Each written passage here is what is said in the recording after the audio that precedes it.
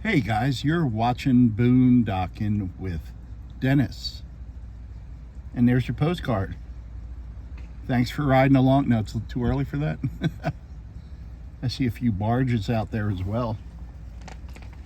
Really nice, guys. 58 degrees. The sun is shining. I'm on Water Street. Truck just passed us. The other night I was parked in Wally World, and Jimmy pulled up next to me. Jimmy works for the navigation district. Talked to him for a little bit, and when he went to leave, his truck was completely dead. So he got out and MacGyvered some stuff, and he couldn't quite find what was wrong, and had another buddy of his come help. And turned out to be a fuse. Got it running. I'm always impressed by people that can fix their own vehicles. The process went quicker once Jimmy had another guy there who knew what he was doing. He didn't have to test something and run back to the truck and all that kind of fun stuff.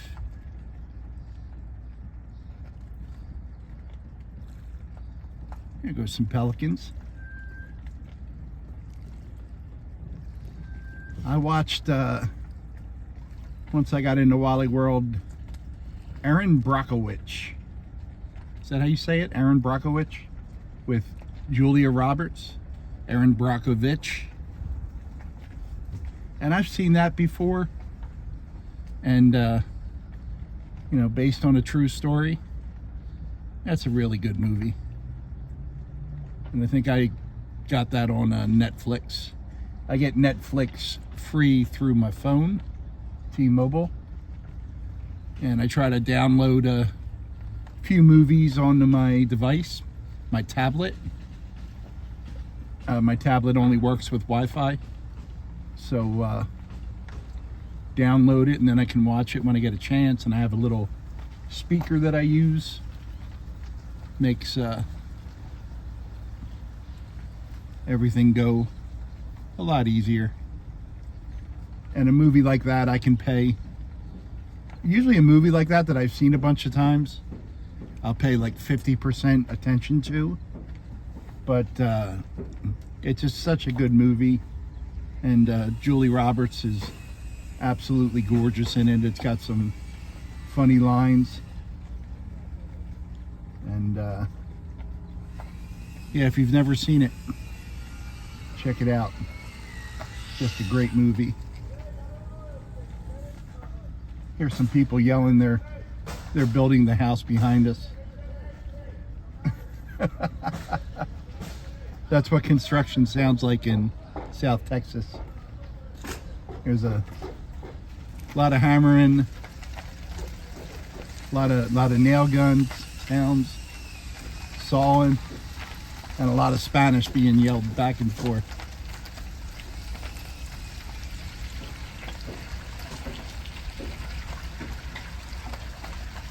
Sun's going to come out later, like full sun.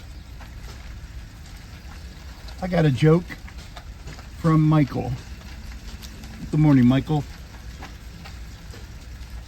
Why should you always knock on the refrigerator door before you open it? Why should you always knock on the refrigerator door before you open it? Well, you need to do that in case the salad's dressing. In case the salad's dressing. Is that a salad dressing joke? Thank you, Michael. There's the ducks. I have heard gunshots in the distance. The distinct sound of duck hunters in Texas. There's your painting right there, guys. I saw our buddy Wayne this morning out walking.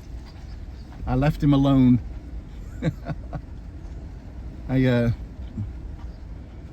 He was down the street and I was downloading on my phone, getting a video from my app, and I figured we'll let Wayne get his walking in today. He was almost home.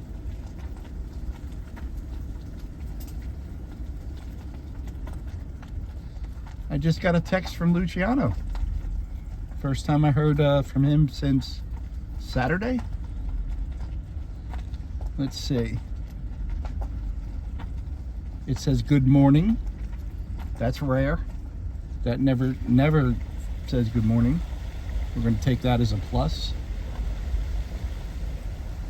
At the church. I don't know why he would stay at the church today. It's sunny, as you can see. You're not supposed to stay at the church.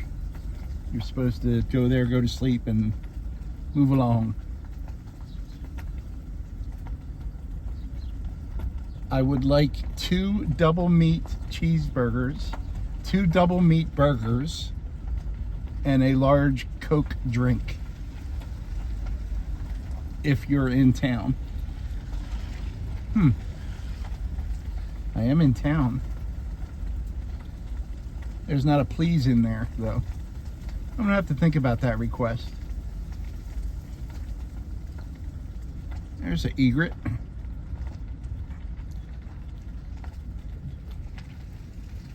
Doing an egretty thing.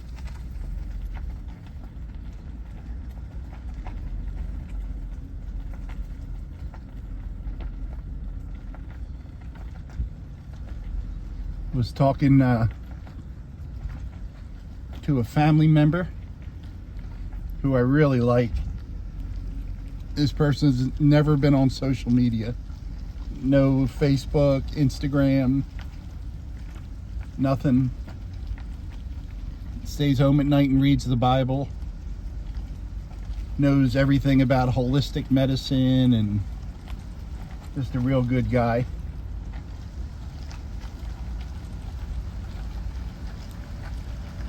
Not a blood relative either.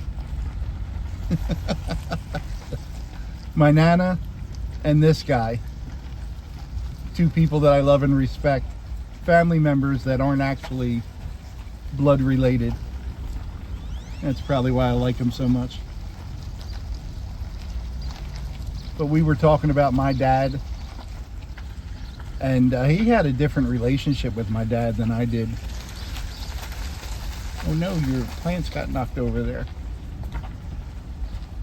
We're going to be driving by some of these gardens in like a month. And they're going to be alive with color. Yeah, it's a shame, but that frost killed everything right here. There's a squirrel.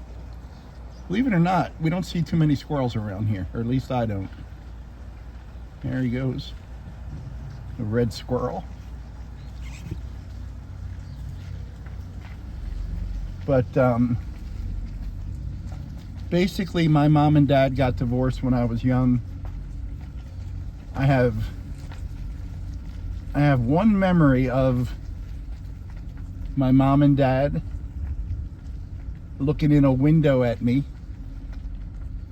and I was told that I can't have this memory, and I'm like, well, I got this memory. And you're not supposed to remember things when you're a newborn baby, but I remember just certain pieces and flashbacks, and I will swear I remember 3 seconds of after I was born being in the hospital, wherever they put the newborns, all in the same room, a nursery if you will. And my mom and dad were at a glass door, a solid door with a small square. And when I was talking to my dad about that many years ago, he was kind of shocked, because he said, was it like a big glass window when you were looking, like people go at the see the newborns and there's 8 or 10 in the room? And I said I don't remember how many were in the room, but it was a solid door with maybe a 8x8 window, and you and Mom were at the window. And apparently that's the scene. But he just kept saying, you can't remember that. Someone told you that. I'm like, okay. Once again, I stand corrected for remembering something correctly. But my mom and dad, when they separated, I would see my dad once every 6 months, you know.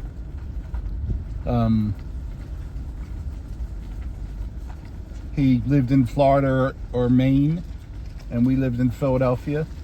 And when he was traveling from one place to the other, we would, good morning.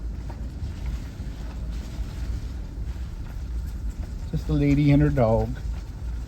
And we got another gentleman just out walking. He's got no dog. We'll say good morning anyway. Good morning. We got nice waves from both those people. But we would look forward to seeing my dad because we were poor, and when Dad came, he would give you $25, which was a freaking fortune back then. Didn't pay child support.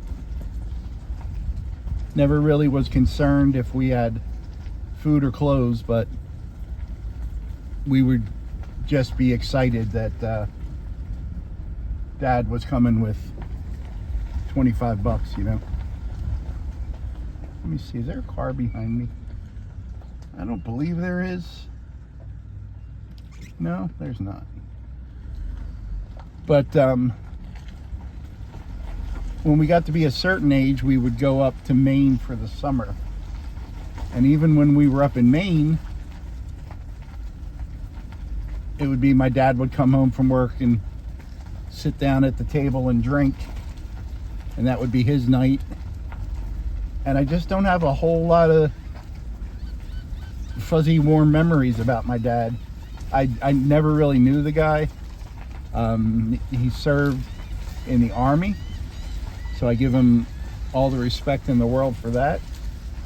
Who knew what he had gone through? Some people just aren't made to be parents. And unfortunately, a lot of those people have kids. And I really think that's the case with my mom and dad. My older brother still lives with my mother. He's probably worked less than a year of his life. And probably not lived with my mother for maybe 2 years out of his life.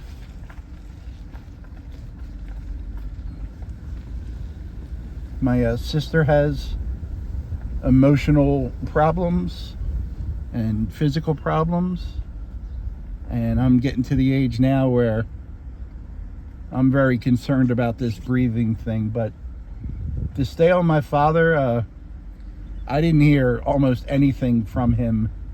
I last went to Maine when I was 22, and I didn't hear much from him. Maybe once a year he would come to Philadelphia, and we would go meet him at a bar, and he would already be loaded. And right before he passed away, he was in the hospital. I want to say maybe around 2010, 2012. And he had my stepsister call me. Now, one of my stepsisters and my stepbrother have very good memories of my dad. I don't. I just didn't know the guy, didn't spend time with him. He wasn't interested. And my dad wanted me to fly to Maine. He was on his deathbed.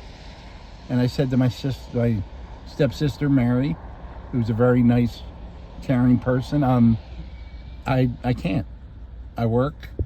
I don't know him. Tell him I wish him, I hold no ill feelings towards him, but I don't know him. And that was his choice. So that's where my mind's at this morning, as I continue to struggle with these breathing problems. And maybe I'll talk about that in a little bit in a future video. Thanks for riding along today, guys. Everything gonna be all right this morning. Oh yeah. Thanks for watching.